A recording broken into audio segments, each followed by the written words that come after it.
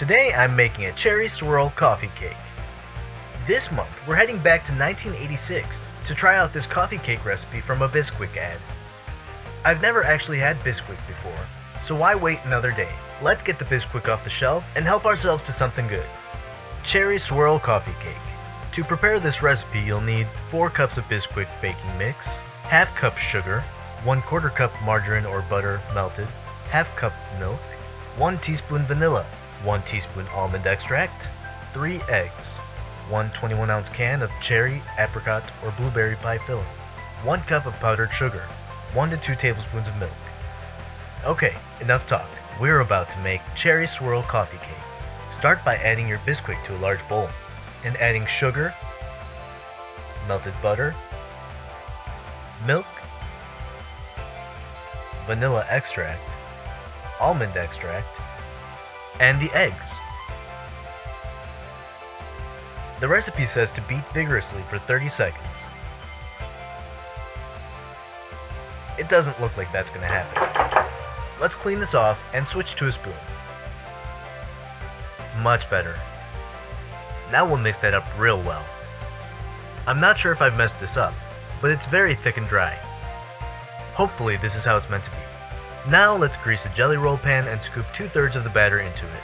More like a dough than a batter at this point, and I found that using oiled hands was the easiest way to press and spread it out evenly. It'll only be about ½ inch thick. Okay, next we'll spread the cherry pie filling over the batter. Spread that around a little bit. It may not cover the batter completely, but as long as you get the cherries and syrup spread out, it should be fine. Now drop the remaining batter by tablespoonfuls onto the pie filling. It may help to grease the tablespoon so the batter doesn't stick to it like mine did. Now we'll put the pan in the oven and bake it at 350 degrees for about 20 to 25 minutes, until lightly browned. Never skip lunch again with the taco launcher. Just load the tacos into the launch tube, turn the dial to your desired lunch time, and forget it. Meanwhile, let's make the glaze topping. Add the milk to your powdered sugar, a little at a time, whisking in between until smooth and of desired consistency. I ended up using 2 whole tablespoons of milk for mine.